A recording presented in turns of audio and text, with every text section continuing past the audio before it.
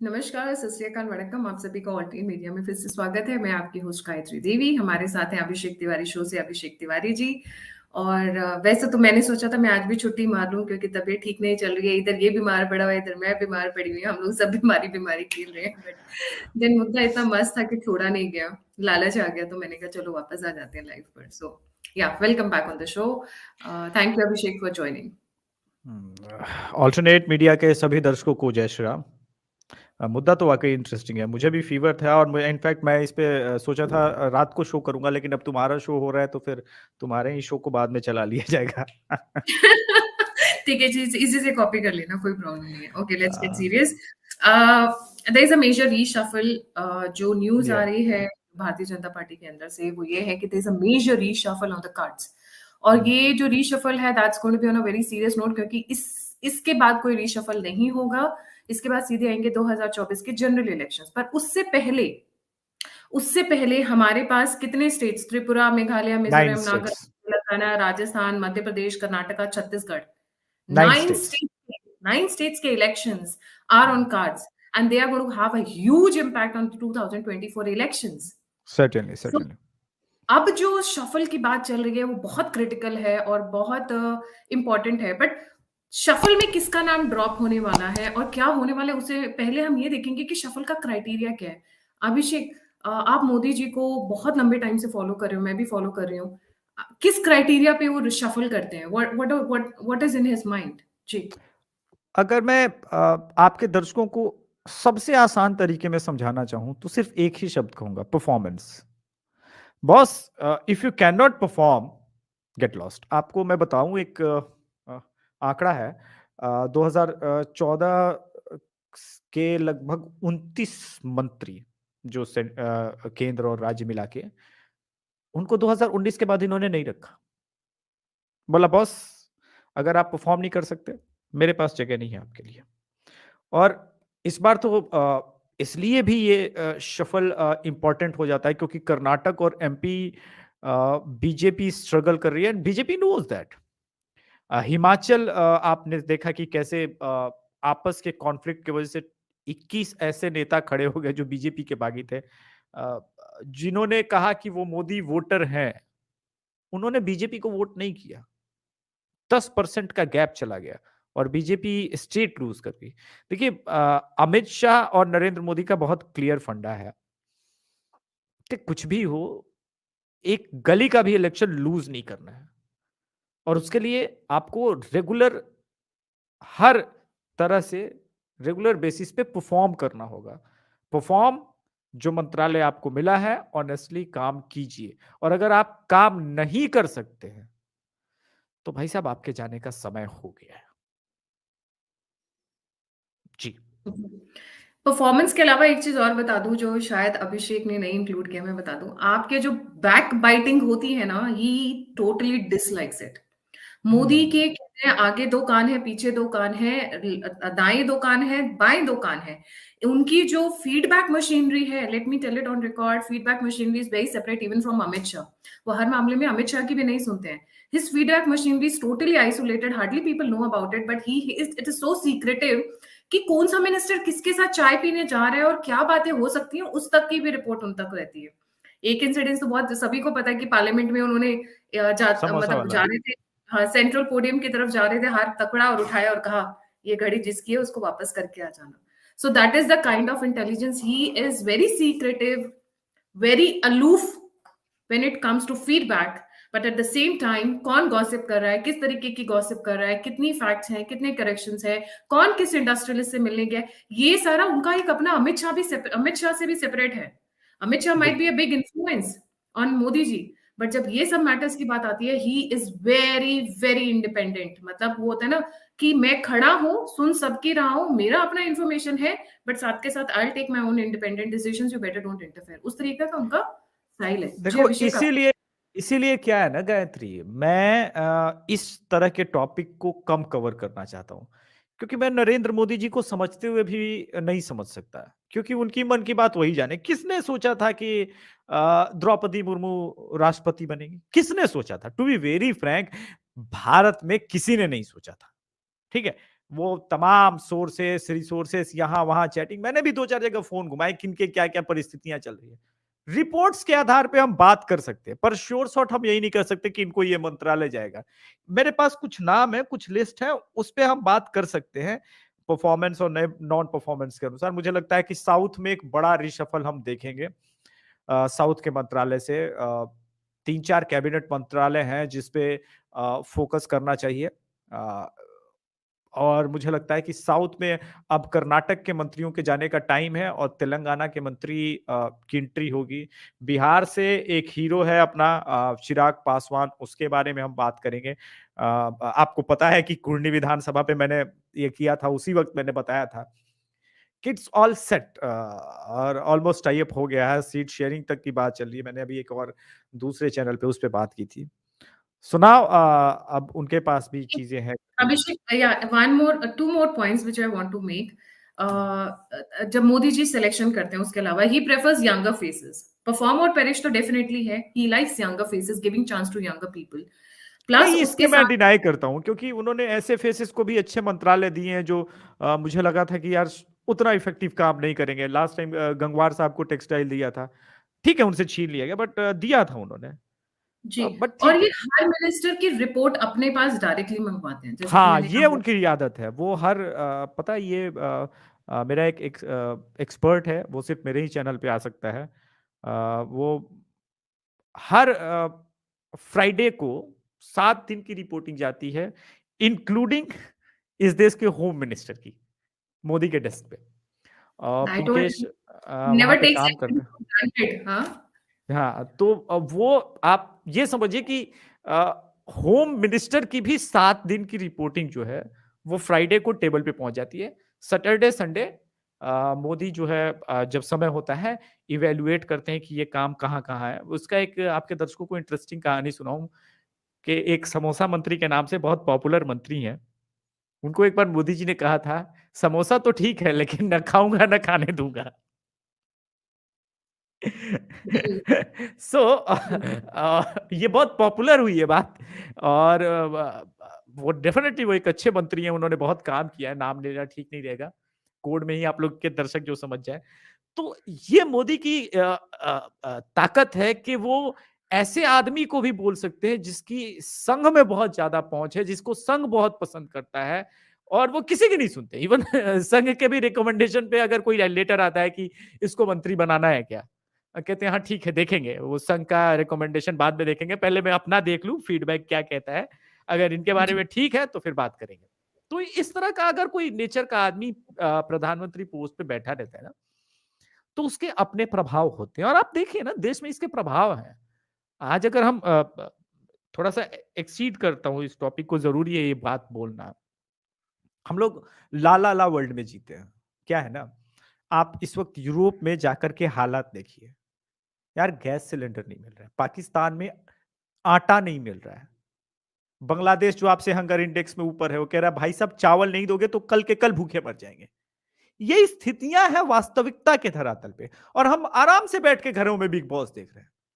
ये भारत की स्थिति है। क्यों? क्योंकि भारत को फिर भी तमाम क्राइसिस से इन लोगों ने बहुत अच्छे से संभाला है और इसलिए मैं कहता हूं, जब मुझसे बात होती है कई लोगों की कि अभिषेक आप क्यों इतना मोदी गवर्नमेंट को प्रेज करते हैं, तो मैंने बोलता हूं यार, अगर कांग्रेस इस परिस्थिति में होती तो देश भीख मांग रहा होता। क्योंकि 2011 में जब पूरी दुनिया में कुछ नहीं था तो इनके पास राफेल खरीदने को पैसे नहीं थे और एके एंटनी का सदन पे बयान है।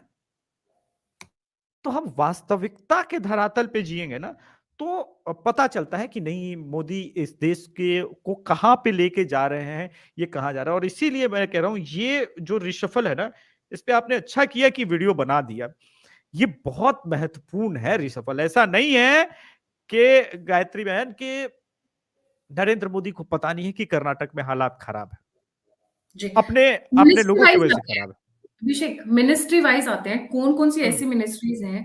भाई देखिए, मेरा तो जो सबसे पहला और सबसे इम्पोर्टेंट ध्यान है ना, वो सीबीएफसी को टारगेट करना, centre board for film certification.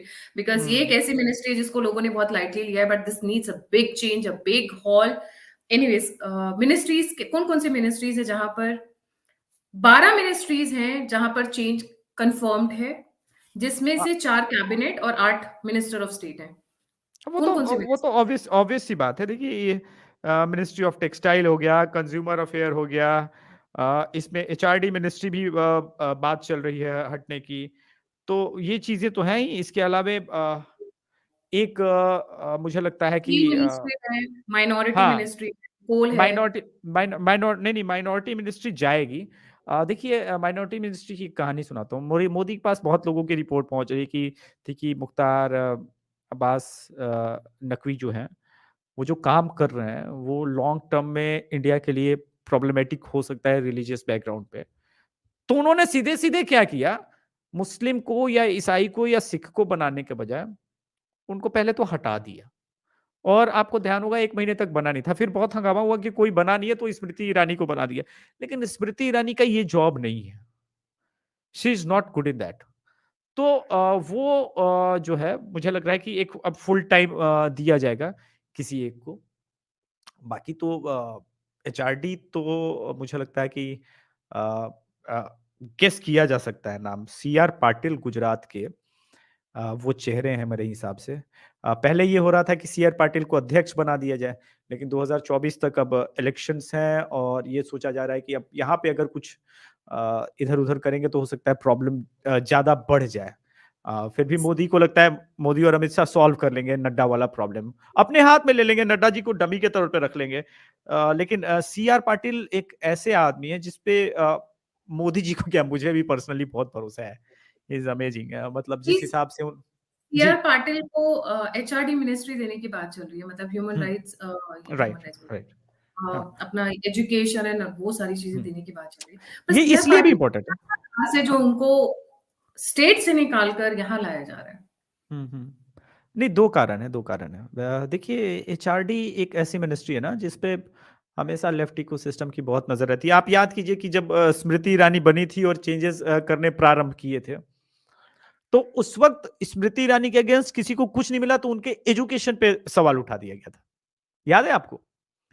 तो वहाँ पे काम तो वही हुए थे जो मोदी जी के मन से होने चाहिए थे और स्मृति ईरानी वही कर रही थी लेकिन मोदी सरकार को कहीं धक्का लगा कि ठीक है, अगर इतनी बड़ी मंत्रालय में एजुकेशन बहुत इंपॉर्टेंट रखता है, लेकिन अब इनके पास इनके तुरुप का इक्का है और तुरुप का इक्का मैं मोदी जी का इसलिए कहता हूँ कि गुजरात की विक्ट्री को आप सिर्फ विक्ट्री के तौर पे देखेंगी तो उसमें कई नाम आएँगे। लेकिन अगर आप स्पेसिफिक चली जाएँगी पाटिल जी के नाम पे, तो उन्होंने मतलब जो माइक्रो मैनेजमेंट लेवल पे जाके काम किए ना, उस काम की सराहना होनी चाहिए और इसी वजह से मोदी जी चाहते थे कि इनको अध्यक्ष बना दिया जाए। लेकिन तब तक चीज़ें थी कि मतलब चूँकि पार्लियामेंट आज भी मैं मानता हूँ बीजेपी एकमात्र ऐसी पार्टी है जिसका कौन रहेगा, कौन नहीं रहेगा, वो वोटिंग के आधार पे पार्लियामेंट्री बोर्ड ही डिसाइड करती है।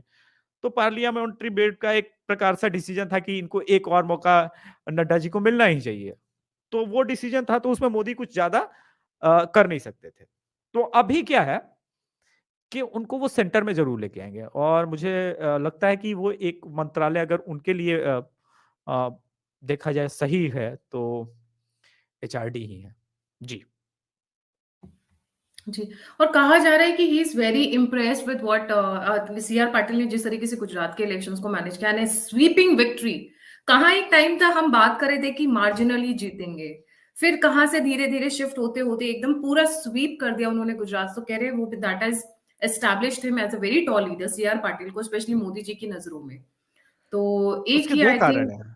जी, उनके जो फीडबैक थे गुजरात को लेकर के कि देखिए सिर्फ़ मुख्यमंत्री बदलने से काम नहीं चलेगा, पूरा कैबिनेट बदलना पड़ेगा।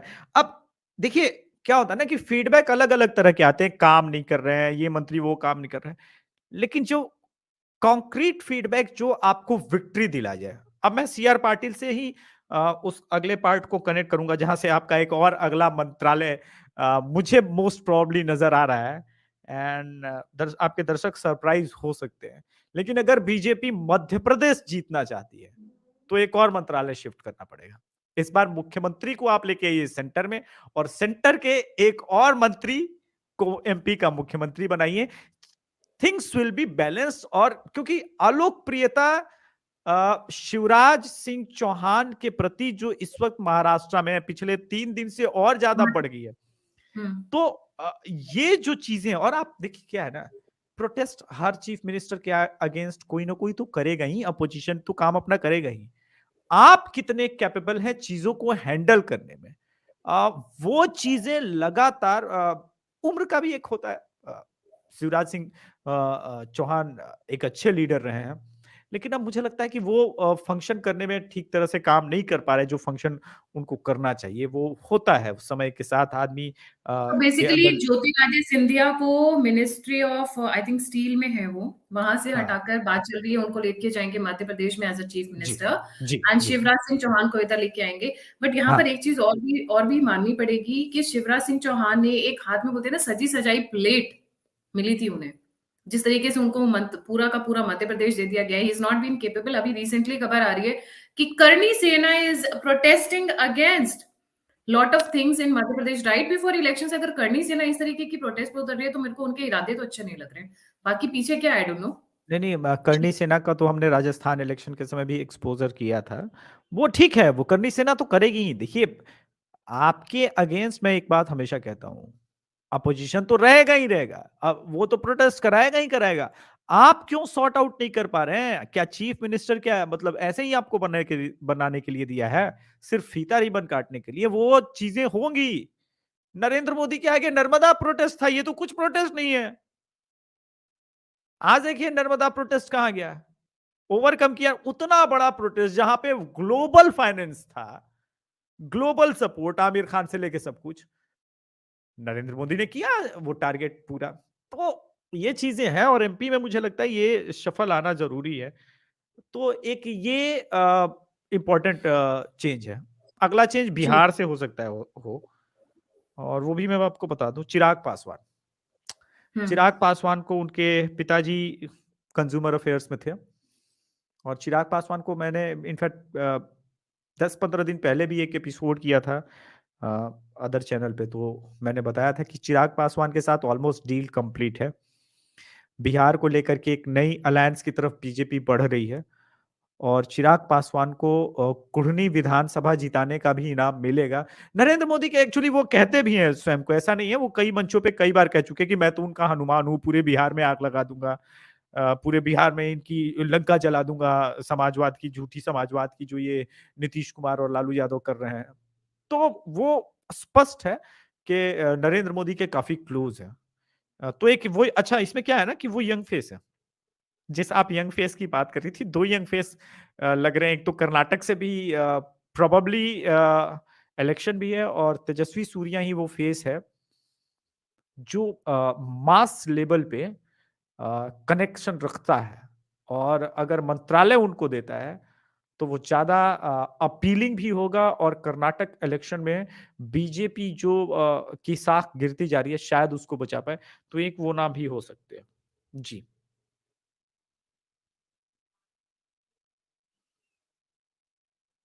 इससे पहले कि मैं मिनिस्ट्री बाय मिनिस्ट्री डिस्कस करूं, एक ऐसा स्टेट है जहां से एक मेजर सेटबैक आया है और which might have triggered lot of changes in Modi cabinet, वो है हिमाचल प्रदेश। वहां से लर्निंग्स बहुत आई हैं कहा जा रहा है, और जेपी नड्डा पे जो फायर आया है स्पेशली वहीं से आया है। जी अभिषेक। आप देखिए क्या है कि हिमाचल को लेकर के बीजेपी को अंदाजा नहीं था कि 21 बागी विधायक खड़े हो जाएंगे, और 10% का बीजेपी का कोर वोट बैंक जो है वो उसमें टूट करके डिवाइड हो जाएगा, और बीजेपी स्टेट हार जाएगी। क्योंकि हिमाचल के हारने का कोई क्रेडिट कांग्रेस के पास कुछ नहीं है। वो बीजेपी हार गई और अपनी गलतियों की वजह से हार गई। वहां पे कांग्रेस जीती नहीं है, बल्कि बीजेपी हार गई है। इस चीज को समझना होगा। इसको हालांकि लोग ट्रोलिंग के माध्यम से ये ना कहने लगे कि ये तो आपने निर्मला जी वाली बात कह दी कि रुपया नहीं गिरा है, डॉलर मजबूत हो रहा है। एक्चुअली निर्मला जी का भी बात सही था, उस पर कभी एपिसोड नहीं हुआ तो मैंने बताया नहीं अपने दर्शकों को। ये वास्तविकता है कि रुपया अभी भी उतना ही मजबूत है। आप इंडेक्स उठा लीजिए यूरो का और पाउंड का, तो आपको पता चलेगा। खैर, आते हैं टॉपिक पे। उसी प्रकार से भाजपा अपने गलतियों की वजह से हिमाचल तो हार गई है, और जहां पे हार रही है या फिर मुसीबत में है वहां पे चीजें बदली जा सकती है। अभी 6 महीने का टाइम है। कर्नाटक इलेक्शन आपको जून या जुलाई में होगा। मध्य प्रदेश का इलेक्शन नवंबर में है, तो आपके पास 8-9 महीने का समय है। अगर 8-9 महीने में भी आप चीजें बदल नहीं सकते, और वो भी तब वहां पे जब कांग्रेस के अलावा आम आदमी पार्टी ग्वालियर साइड में पूरा एंट्री मार चुकी है, चंबल साइड में, जहां पे कांग्रेस का ही वो वोट शेयर काट रही है और बीएसपी का वोट शेयर ले रही है, तब आपके लिए जो चीजें अच्छे ट्रैक पे, मतलब प्लेट में सजा के क्या विक्ट्री मिलेगी? तो विक्ट्री में कुछ चीजों को मिलेगी, नेग्लेक्ट करना होगा। और ये जो कॉन्फ्लिक्ट है ना, क्योंकि एमपी में एक और चीज हुआ है, बात करना जरूरी है, क्योंकि आईटी सेल वाले तो देखते ही हैं, तो शायद फीडबैक ले लें। निसंदेह नरोत्तम मिश्रा जी की राइज जो है, वो कई लोगों को खटकी है एमपी में। और आप देखेंगे कि बीच बीच में नरोत्तम मिश्रा जी को साइलेंट करने का भी प्रयास किया गया। तो ये जो चीजें, इंटरनल कॉन्फ्लिक्ट बीजेपी में नहीं होता था। उसके दो कारण हैं कि एक तो बीजेपी जल्दी सत्ता में नहीं आती थी तो सोचते थे कि चलो आराम से पहले काम किया जाए। अब इनको ये पता है कि मोदी जी के नाम पे जीत जाते हैं, तो जब मोदी जी के नाम पे जीतोगे तो मंत्री भी मोदी जी बनाएंगे और अपने हिसाब से बनाएंगे, तो वो एक चीज है। अब आप देखिए ना, महाराष्ट्र में भी सिचुएशन है, राज्य मंत्रालय तो मिलेगा ही महाराष्ट्र में भी। शिंदे गुट खुश होने वाला है शायद, खबर तो महाराष्ट्र वहां से से भी है। 2 मिनिस्टर एकनाथ शिंदे को अपने साथ मिलाकर रखने के लिए हाँ, या उनको खुश रखने के लिए 2 लोगों को मिनिस्ट्री में डाला जाएगा। उसी में दोनों एक नए, माइनॉरिटी वाला होगा। उसी में एक माइनॉरिटी वाला होगा। अच्छा, ओके। हम्म। और ये भी एक डेवलपमेंट है ना कि आप ये देखिए कि सिर्फ विश्वास करनी बात नहीं है। ठीक है, मोदी के ऊपर एक नाथ शिंदे ने मोदी जी के ऊपर विश्वास किया, तो जब कैबिनेट रिसफल का टाइम आया है तो उन्होंने याद रखा है कि ये मेरा अलायंस है। ठीक है, हम केंद्र में अकेले 303 सांसद वाली पार्टी हैं, लेकिन इनके भी सांसद हैं जो हमारे साथ जुड़े हैं, नई पार्टी बन गई है, इसको सपोर्ट करना मेरा काम है। इसको कहते हैं कि बैकअप देना, अपने सहयोगी को मजबूत करना। तो ये एक अच्छी चीज है और ये होनी चाहिए मुझे लगता है। और इसी को तो हम बात, जब इंक्लूसिव पॉलिटिक्स की आप बात करते हैं, तो मेरा अभी भी मानना है गठबंधन बुरा नहीं है। कई जगहों पे वहां पे इंक्लूसिव पॉलिटिक्स किया जा सकता है कॉमन मिनिमम प्रोग्राम के जरिए, तो ये एक अच्छा है। महाराष्ट्र में तो एक लगेगा, लेकिन मुझे एक लग रहा है कि एक शायद एक अजीबोगरीब स्टेट से भी आ जाए, हालांकि उसको श्योर नहीं कह सकते, वो त्रिपुरा से भी एक मंत्रालय आ सकता है, वहां भी इलेक्शन है। और त्रिपुरा और तेलंगाना को हम लोग बाहर मिस नहीं से कर आने सकते। से एक्चुअली 4 स्टेट्स में इम्पैक्ट पड़ता है। त्रिपुरा, मेघालय, मिजोरम, नागालैंड, चारों चारों इम्पैक्ट होते हाँ, हैं। अगर उधर से एक लेके वही आते वही हैं। वही बात है।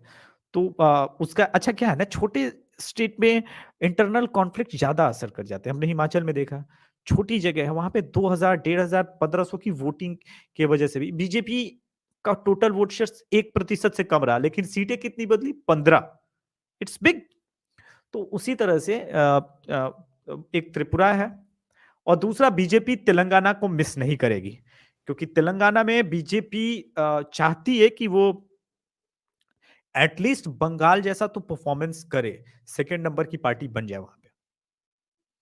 तेलंगाना, कर्नाटका से एक मिनिस्टर इंक्लूड होने की बात चल रही है, क्योंकि वहाँ एज सेम इलेक्शन वहां पर ड्यू है। सो हमने जैसे बोला, बहुत सारे परफॉर्म और perish, young faces, independent decisions, but elections definitely influence कि आप कहाँ से लेकर आ रहे हो। हम्म। वो भी उसमें क्या है इम्पोर्टेंट ना, होता है। हाँ, वो क्या है कि पीयूष गोयल की के पास कुछ कई मंत्रालय हैं, उनमें से एक मंत्रालय है मिनिस्ट्री ऑफ टेक्सटाइल। मुझे लगता है कि वो मंत्रालय पे बहुत लोगों का फोकस है और इम्पोर्टेंट मंत्रालय है। और मोदी जी अब चाहेंगे कि एक साल में परफॉर्मेंस दिया जाए, क्योंकि वो इतना इंपॉर्टेंट है गायत्री, वो जॉब बहुत जनरेट करता है मिनिस्ट्री ऑफ टेक्सटाइल। ये जॉब जनरेट करने वाला मंत्रालय है, तो इस मंत्रालय में मुझे लगता है चेंज जरूर होगा। I think Gayatri is not available, मैं कंटिन्यू करता हूं। तो दोस्तों, एक तो मिनिस्ट्री ऑफ टेक्सटाइल है पीयूष गोयल से, मुझे लगता है ये चेंज होगा। ओके, गायत्री आ गई है तो अब वो कंटिन्यू कर सकती है। जी। राइट। देखिए, जो अभी जो प्रोबेबल मिनिस्ट्रीज आ रही हैं जहां पर चीजें हैं, एक तो माइनॉरिटी मिनिस्ट्री जैसा कि अभिषेक जी ने बताया, स्टील मिनिस्ट्री जहां से हम ज्योतिरादित्य सिंधिया की बात कर रहे हैं, कंज्यूमर हम्म। अफेयर्स चिराग पासवान आएंगे प्रोबेबली। ये सारी अभी बातें प्रोबेबली रोटेट हो रही हैं, बट सबसे बड़ी बात क्या है ना, लास्ट जब है, मोमेंट पे मोदी जी कहेंगे नहीं नहीं, ये बंदा ठीक नहीं है, ये मुझे फिट नहीं लग रहा है, इसको हटा के इसको डाल दो। So is very unpredictable that ways. मैंने वो कमिंग पहले टू ही आपके दर्शकों को बोल रखा है कि आप जी, ये मत कहिएगा कि अभिषेक जी आपने ऐसा कहा था, उसको ये नहीं मिला। वो इसलिए कि भाई मोदी जी को कोई प्रोटेक्ट नहीं कर सकता। हाँ, हम बातें कर सकते हैं कि ये हो सकता है।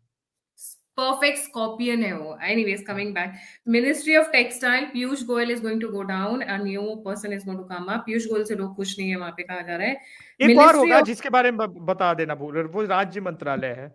और वो मंत्रालय मुझे लगता है कि नित्यानंद राय हैं बिहार के, उनको बिहार भेजा जा रहा है। लगातार वो बिहार में कई इवन जदयू और आरजेडी के नेताओं के साथ टॉक में है। बिहार में उनकी ठीक ठाक स्थिति है और लगता है हम लोग की शिकायत मोदी जी ने सुन ली है। हम लोग लगातार कह रहे थे कि बिहार के नेता केंद्र की क्या राजनीति कर रहे हैं, इस वक्त बिहार में उनकी आवश्यकता है। तो नई जिम्मेदारियों के साथ नित्यानंद राय को बिहार में शिफ्ट किया जाएगा और उनका मंत्रालय शिफ्ट होगा, मुझे ऐसा लगता है।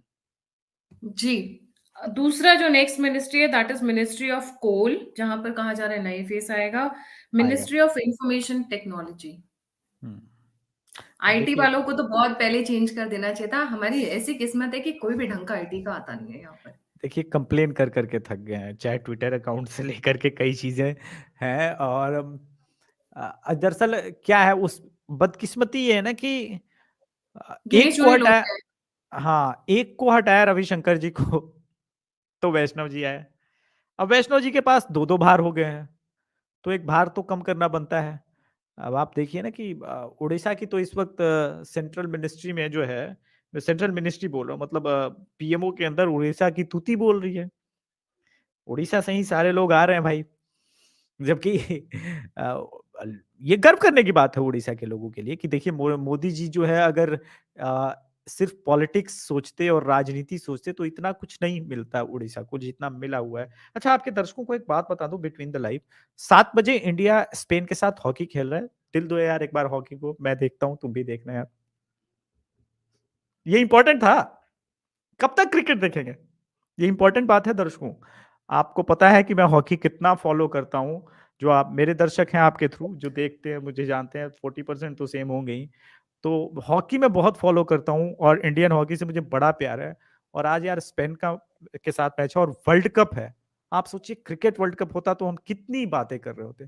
फिर हम बात करते हैं कि यार हमारे लड़के सिर्फ ओलंपिक में मेडल लेके आते हैं या नहीं लेके आते हैं, तो हम उनको गाली देते हैं, यार क्या परफॉर्म कर रहे हैं। सपोर्ट करोगे तभी तो परफॉर्म करेंगे यार। बिल्कुल, सही। बिल्कुल। वही बिल्कुल सही कह रहे हैं। I am totally a non sport person. वो अलग बात है कि मेरा मेरा बेटा जब 1.5 साल का था तभी से स्विमिंग सीखता है वो। I mean he started swimming 6 months when he was 6 months. But that I will come back to the topic. मैं I don't want to yeah. Deviate and divert. एक बीजेपी नेशनल एग्जीक्यूटिव मीटिंग होने वाली है, अभिषेक। जानता हूँ।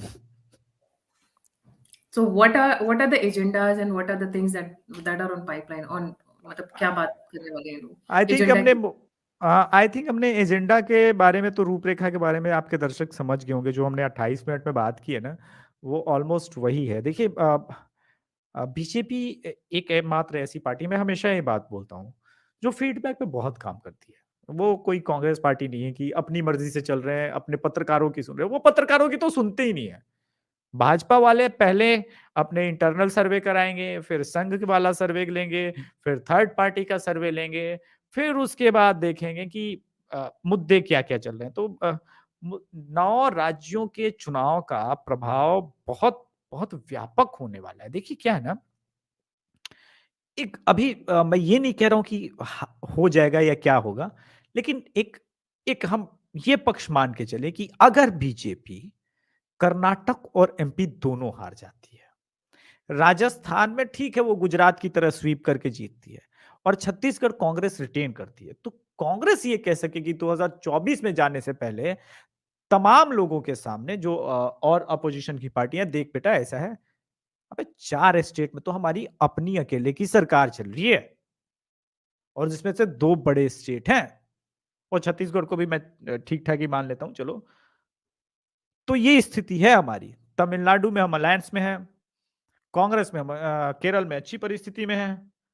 उसके बाद वो कह सकते हैं कि भाई और 9 राज्यों में अगर ये परिस्थितियां आएंगी देखिए, तो मुझे लगता है कि फिर मेघालय में भी इस बार टफ बैटल है। 7 सिस्टर में टफ बैटल है करना। अगर मेघालय में ही मान के चलते हैं वो हो जाता है जो मैं सोच रहा हूं, तब तो स्थितियां बीजेपी के लिए और बुरी हो जाएंगी। तो बीजेपी इस वक्त क्या चाहती है कि जो डेंट हो वो मिनिमाइज किया जाए। यानी एमपी बचाया जाए। और एमपी बचाने की संभावनाएं ज्यादा इसलिए है क्योंकि उनके पास 9 महीने का समय है। 9 महीना कम नहीं होता मोदी जैसे आदमी के लिए मेरे हिसाब से। मुझे जो मैं मोदी मोर जी, देन इनफ, हाँ मोदी मोर जी देन। और अमित शाह जी को मैं मानता हूँ। गुजरात की कंडीशन जो आज मध्य प्रदेश की है, गुजरात की कंडीशन आई थिंक उससे भी खराब थी, but look at the way they pulled it through. हाँ मैंने एंड वही आई थिंक बोला ना, दैट इज द गुजरात में तो ट्रू पूरी साइन। कैबिनेट बदल दी, मुख्यमंत्री पूरी छोड़िए पूरी कैबिनेट बदल कैबिनेट दी। बदल दी। और एक्चुअली में क्या हुआ, जेपी नड्डा के ऊपर गुस्सा इस बात पे भी है क्योंकि कहा जा रहा था हिमाचल में भी यही बात चल रही थी कि सीएम बदल देते हैं and let's see the impact, but the feedback that was sent कि नहीं नहीं सीएम अच्छा है, and that is where it fired back. अगर सीएम उस की वजह से नहीं नहीं जो उस हिमाचल 21 जो में एचपी से में उस जो जो लॉस 21 हुआ है टिकट सीएम काटे गए की थे, वजह से ज्यादा हुआ है। जी अभिषेक। नहीं नहीं 21 जो टिकट गए थे, इनफैक्ट 23 जो काटे गए थे, उसमें से 70 टिकट जेपी नड्डा के जीत के वजह से कट गए। अब भाई अध्यक्ष भी है और बीजेपी हमेशा मैं कहता हूं क्या है, बीजेपी का एक है कि वो डेमोक्रेटिक वे से ही चलती है। वो पार्लियामेंट्री बोर्ड की जो मीटिंग होगी उसमें जो फैसला हो गया उसके बाद वो पीएम मोदी भी नहीं बदल सकता। वो मैंने इवन लोकसभा चुनाव में भी देखा कि किस प्रकार से टिकट अनाउंस हो गया था सासाराम लोकसभा का, और उसमें नाम आया था ललन पासवान का। बड़ा इंटरेस्टिंग कहानी है। उसके बाद अ, राजनाथ सिंह जब पार्लियामेंट्री बोर्ड में बैठे तो एक सीट है औरंगाबाद जहां पे उनके फेवरेट कैंडिडेट का टिकट काटा जा रहा था, उसमें काफी बहसा बहसी हो गई और वोट के तौर पे हुआ, अमित शाह के सामने फाइल पटक दिया कि फिर आप ही जैसे करना है करो, अगर डेमोक्रेसी नहीं चलेगी तो फिर अमित शाह ने कहा फिर अगर डेमोक्रेसी चलनी है तो फिर वो टिकट भी नहीं कटेगा। तो सासाराम वाली टिकट जो है फिर वापस छेदी पासवान को मिल गई जो पिछली बार जीता था एंटी इनकम्बेंसी होने के बावजूद। तो बीजेपी इस प्रकार से काम करती है कि मतलब डिबेट का स्तर होता है, वहां पे प्रॉपर डिबेट होता है कि किस कैंडिडेट को टिके रखना है, किस कैंडिडेट का। लेकिन हिमाचल के लिए इस बार उतना नहीं हुआ था, छोटा स्टेट था, मोदी ने भी सोचा कि चलो जाने देते हैं, करने देते हैं, राष्ट्रीय अध्यक्ष है, इनको पता ही होगा अपने स्टेट के बारे में। अब हिमाचल हारने के बाद बीजेपी की आंखें खुली हैं और वो गिन रही है कि किस किस स्टेट में वो मुसीबत में है। बिल्कुल, इसमें एक तो चीज़ मैं ऐड करना चाहूँगी अभिषेक।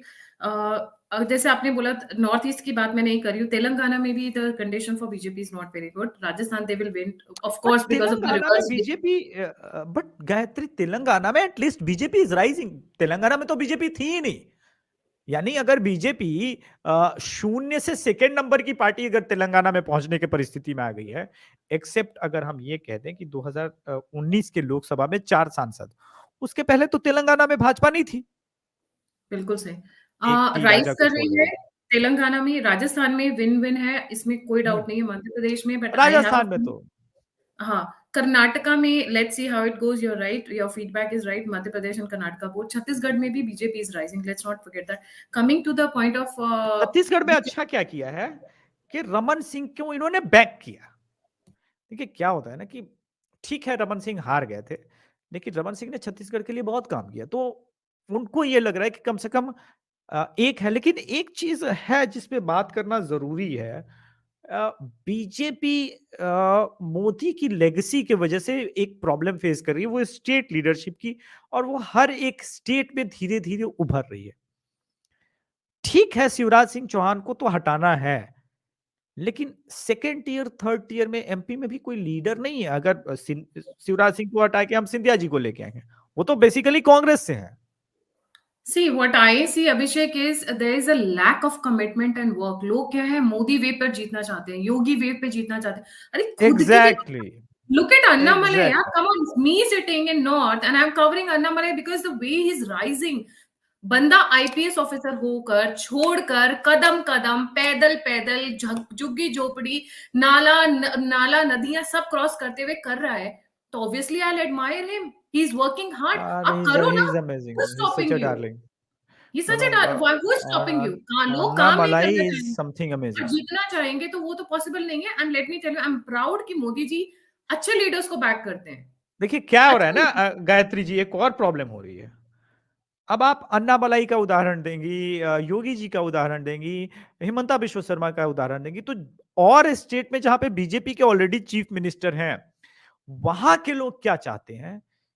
यार हमारे स्टेट में बीजेपी की सरकार है, ये योगी की तरह काम क्यों नहीं करता? ये हेमंता जी की तरह काम क्यों नहीं करता है? ये That's that's Annamalai ji that's की तरह क्यों नहीं that's सोच रहा है? huge, you know. There is a landmark these people are setting. तो competition, positive competition की तरफ जाना चाहिए rather than एकदम पीछे, अरे ये तो इतना फेमस, अब मैं क्या करूं? You have अब to देखिए ना, rise to the a, a, challenge. अभी हिमाचल और हम दूसरे स्टेट की बात कर रहे हैं, हरियाणा में अपने ही हिंदू वोटरों को नाराज कर दिया क्योंकि उन्होंने इमामों की सैलरी बढ़ाई है वक्फ बोर्ड के। तो इस तरह की जो चीजें जब करते हैं ना भाजपा के नेता, वो बिना पीएम से सोचे समझे बात किए बस काम कर देना है। आखिर बम तो फूटना है पीएम के नाम पे ही कि मोदी की सरकार में क्या हो रहा है, चाहे भले वहां पे शासन में जो है वो कोई और हो, हिमाचल में भी तो या फिर हरियाणा में भी। तो ये चीजें जो है लोग नहीं समझते कि मोदी जी हर एक स्टेट चीफ मिनिस्टर को ये वार्निंग नहीं देते कि तुमको ये करना है ये नहीं करना है, क्योंकि चीफ मिनिस्टर के अपने काम होते हैं। आप देखिए कि कर्नाटक में क्या हुआ। आपको लगता है कि मोदी जी कह सकते हैं कि प्रवीण नेतृत्व के हत्यारों के लिए विरोध में जो प्रोटेस्ट कर रहे थे भारतीय जनता युवा मोर्चा के कार्यकर्ता, उनको उन पे पुलिस से लाठियां चलवाओ? चलवा दी। अब चलवा दी तो भुगतो। मोदी जी कहाँ See, संभालेंगे, कब तक संभालेंगे? the thing is that जब जब हमारे पास लीडर्स अच्छे आते हैं ना, तो कंपटीशन पॉजिटिव होना चाहिए, and that is what it right, means. जब आपके पास राइट। योगी है, आपके पास हुँ, अन्नामलई है, आपके पास उधर हेमंत बिस्व शर्मा है, तो लो let them compete, but in a positive. ये नहीं कि हम बैठ गए। अब खट्टर का जो डिसीजन था, let me tell you, uh, he is the most useless chief minister. He has had मैं नंबर अ, ऑफ टाइम्स अपना ही मतलब मैं I will criticize who deserve the criticism. जब आप नहीं, काम नहीं करोगे तो क्रिटिसिज्म जनता डिज़र्व सुनाएगी करता है। नहीं, अब अन्ना जनता बोलेगी, जनता हुँ। बोलेगी बोलेगी। आपके पास मेवात एक मिनी पाकिस्तान बनाकर आपने बैठा लिया है अपने अपने स्टेट में। What are you doing to नहीं, नहीं, टैकल दैट? आप देखिए कि आपका पूरा बीजेपी का वोटर जो है, वोट बेस, वो डिमांड कर रहा है कि एक तरफ वक्फ बोर्ड को ही रिमूव करना है और आप उनके इमामों की सैलरी बढ़ा करके क्या अचीव करना चाहते हैं? कुछ नहीं, नहीं, नहीं, फायर बैक करेगा, इलेक्शन आने दो, इनकी ऐसी तैसी और होगी अच्छे से। तो anyways, coming to the next point, ये जो बीजेपी की नेशनल एग्जीक्यूटिव मीटिंग है अभिषेक, इसमें one of the main focus areas obviously apart from the internal changes जो हम बात कर रहे हैं, ये तो हो गई, एक्चुअली हो चुका होगा। ये बम हुँ, फूटेगा जिस दिन चेंज होना होगा मकर संक्रांति के बाद, क्योंकि हुँ। बीजेपी इन मामलों में जैसे शुभ मुहूर्त, शुभ डेट, शुभ टाइम, ये सब बहुत मानती है। मैं भी मकर उनको फॉलो, संक्रांति के बाद ही वो देखेंगे, वो मकर ये अभी संक्रांति के पहले, बाद हाँ, होगा। उससे पहले नहीं, हाँ, उससे पहले नहीं। खरमास चल रहा है अभी, तो मकर संक्रांति के बाद होगा।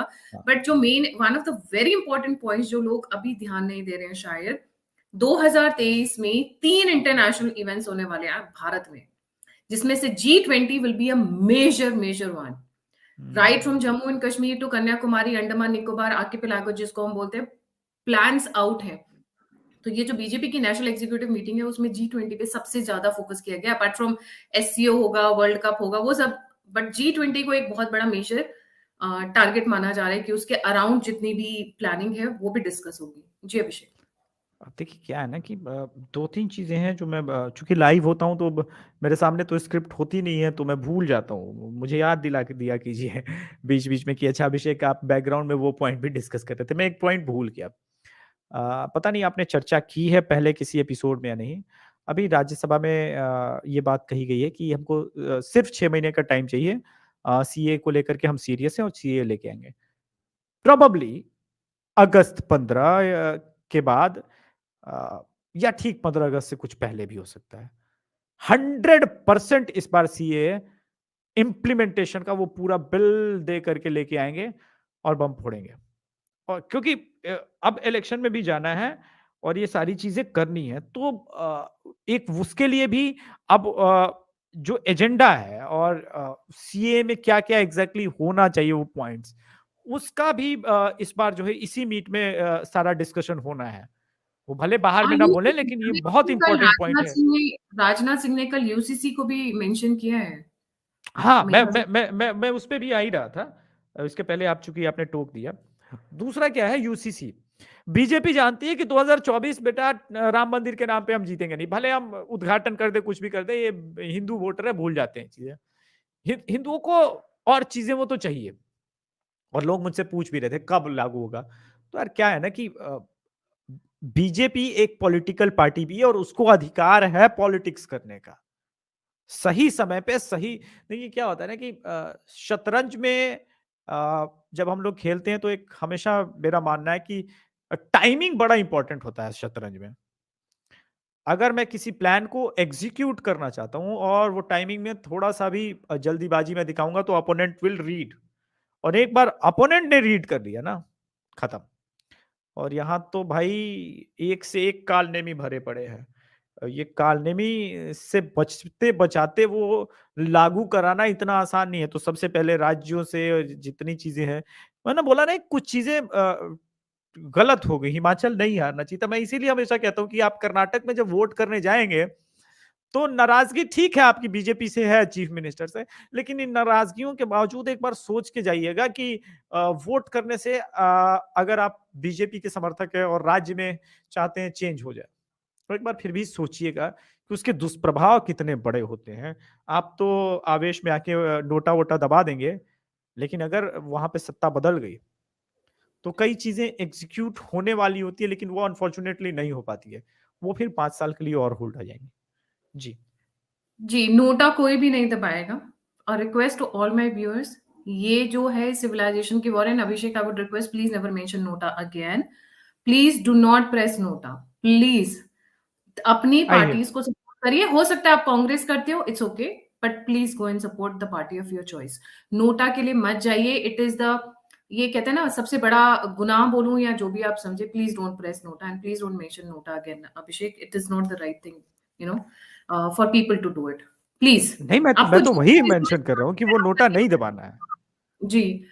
अम, coming to the I think, या with that I think we like to conclude. Abhishek, कोई पॉइंट रह गया है? आई थिंक मैंने सारे कंफर्म तो किए थे। 1 सेकंड एक बार मैं देख लेता हूँ लैपटॉप पे। मैं एक ब्रीफ बता देती हूँ क्योंकि ये चेंज होने वाला है। हाँ, ठीक, ठीक। 12 कैबिनेट मिनिस्टर्स जाने वाले हैं, 12 मिनिस्टर्स जाने वाले हैं, जिसमें से 4 कैबिनेट हैं, 8 मिनिस्टर ऑफ स्टेट हैं। जो इसमें सबसे इंपॉर्टेंट नेम्स हैं वो है तेजस्वी सूर्या और Chirag Paswan. They will be promoted. Piyush Goyal will be given another ministry, ministry of coal, ministry of information technology, ministry of consumer affairs, hmm, ministry of steel, ministry of minority affairs. They will have new faces, hmm.